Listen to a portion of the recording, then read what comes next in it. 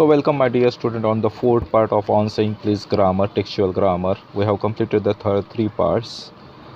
The fourth part is starting from the 16th example. For there are few things more catching than bad temper.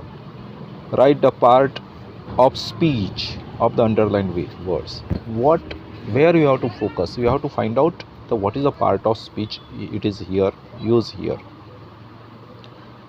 Okay. For there are few things more catching than bad temper. This is the part of speech which is used here, and you have to find out which part of speech is used here. The catching is the verb, and what it shows? It shows verb plus ing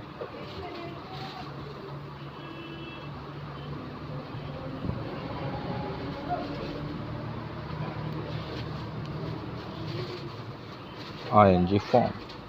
That is nothing but the gerund. So what is the part of speech used here? Here use the gerund form of part of speech. Then comes the 17.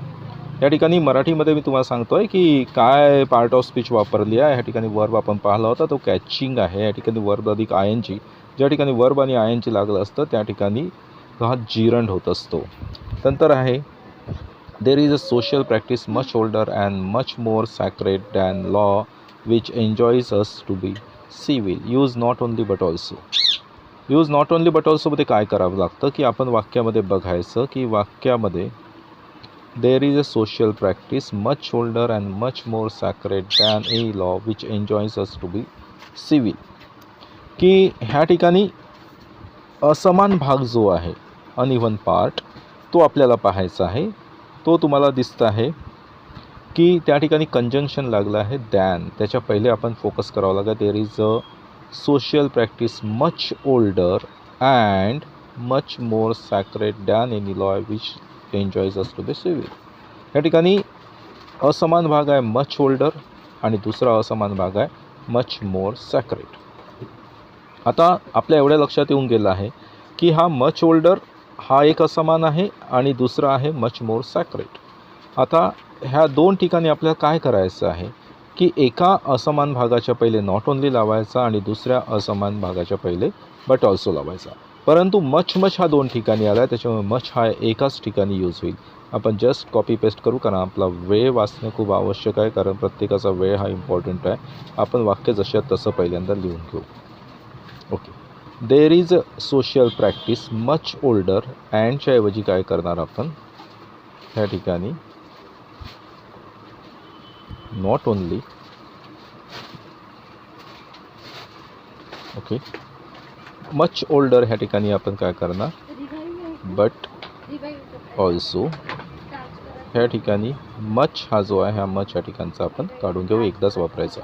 पहा आता त्या ठिकाणी आपला होत आहे there is a social practice not only much older but also more sacred than any law which enjoys us to be civil.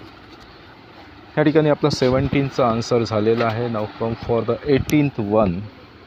Most people will have a certain sympathy with him. Rewrite using the verb form of the underlined word. आता ह्या ठिकाणी underline करायला विसरलो आहे आपण. ह्या ठिकाणी पहिल्यांदा आपण अंडरलाईन करावं लागेल. तो ठिकाणी अंडरलाईन करायचा आहे आपल्याला, तो आहे आपला सिम्पॅथी. ओके. सिम्पॅथी हा आपला अंडरलाईन केलेला वर्ड आहे.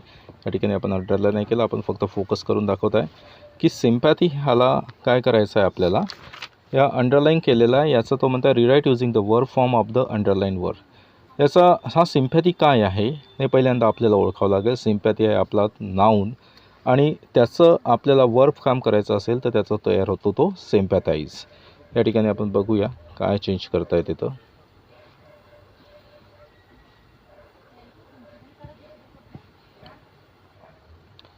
पहिल्यांदा आपल्याला लिहावं लागेल सिम्पॅथी काय आहे.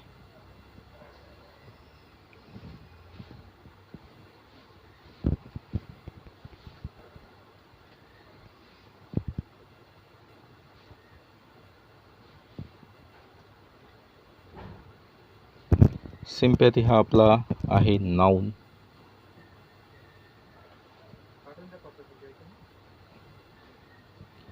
त्याचा आता आपल्याला करायचा आहे वर्ब फॉर्म. वर्ब फॉर्ममध्ये चेंज करताना त्याचा बनेल तो सिम्पॅथाइज.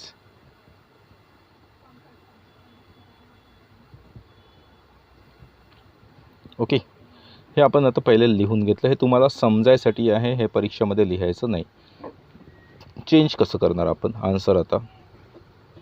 Most people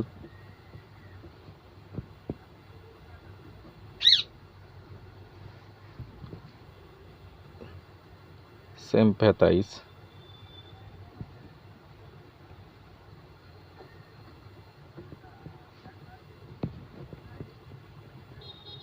with him. This is the answer. Then comes the 19 number. Here and there you will meet an unpleasant specimen who regards the passenger as his natural enemies. Replace the verb in the future tense with model auxiliary showing possibility. ह्या ठिकाणी model ऑक्झिलरीसाठी verb आला will. Will हा दाखवत आहे तुमचा certainty, most certain आहे.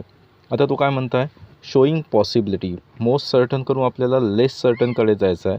Will हा सगळ्यात जास्त सर्टन असतो. त्याच्यानंतर दुसरा नंबर आहे, सॉरी सेकंड वर येतो आहे आपला मे.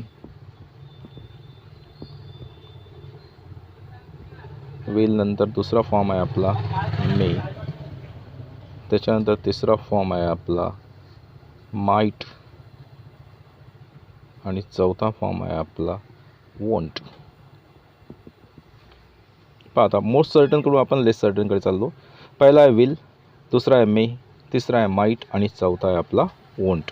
तर याचा आन्सर कसं बनणार हे आता आपण सगळं ह्या ठिकाणी दिलेलं आहे तुम्हाला समजवण्यासाठी. जे आपण पूर्ण त्याचा बेसिक लिहिलेलं आहे ह्या ठिकाणी. आपण प्रत्येक वेळेस बेसिक नाही लिहिलं, पण ह्या ठिकाणी आपण बेसिक लिहिलं. आपण हे ठिकाणी कॉपी पेस्ट करून घेऊया,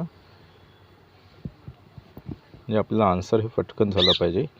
हिअर अँड देअर आन्सर असं होणार, here and there you will meet an unpleasant specimens who regards the passenger as is natural enemy. Will आहे, विलच्या पैकी आपल्याला लेस पॉसिबल करायचं आहे, तर आपल्याला त्या ठिकाणी काय होईल, मे होईल.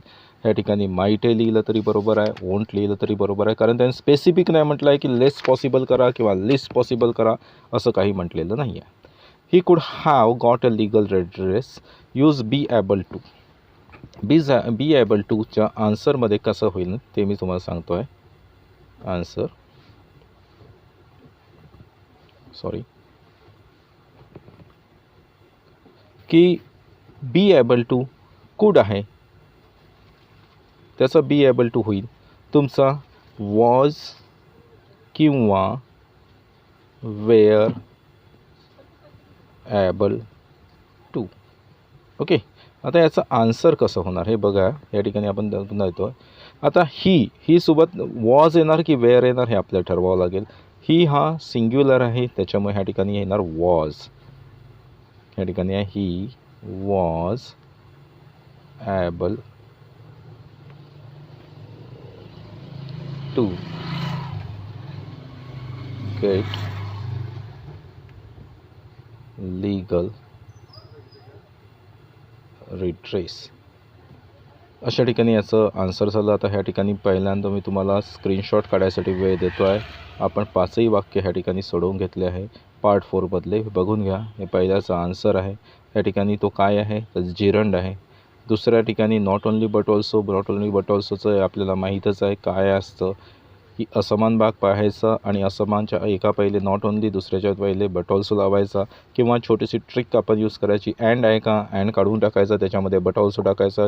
मग अँडच्या पहिलेचा असमान भाग पाहायचा, तिथे नॉट ओन्ली लावायचा आणि अँडच्या ऐवजी लावायचा बट ऑल्सो. त्याच्यानंतर तिसरं आहे सिम्पॅथी हा काय होता बा हे विचारलं आहे.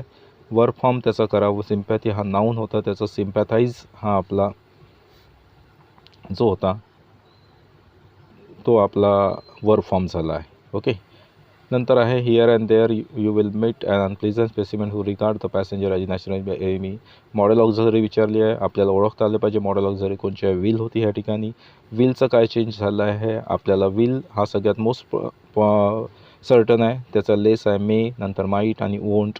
या ठिकाणी आपल्याला स्पेसिफिक विचारलं नाही म्हणून आपण काय केलं, विलच्या ऐवजी काय केलं, लेस पॉसिबल केलं, त्याच्यापेक्षा थोडंसं त्याच्याऐवजी आपण मी लावलं. त्याच्यानंतर आहे आपला 20-20वाला एक्झाम्पल की कुडचा अर्थ काय, कुडचा आहे वॉज वेअर ॲबल टू. ही एकडे बघितलं आपण, सब्जेक्ट ठरवतो वॉज लागेल की वेअर लागेल, आणि ह्या ठिकाणी आपला लागला आहे वॉज. अशा ठिकाणी आपण रोजचे फक्त 5च वाक्य बघताय की ज्याच्याकडून तुमच्यावर प्रेशर आलं नाही पाहिजे, आणि वर्षभरात तुम्ही हळूहळू व्हिडिओ पाहून याची प्रॅक्टिस करायची, जेणेकरून परीक्षेमध्ये तुम्हाला कुठलाही पण त्रास व्हायला नको. चला ह्या ठिकाणी आपण स्टॉप करतो आहे. पुन्हा उद्या भेटूया आपण.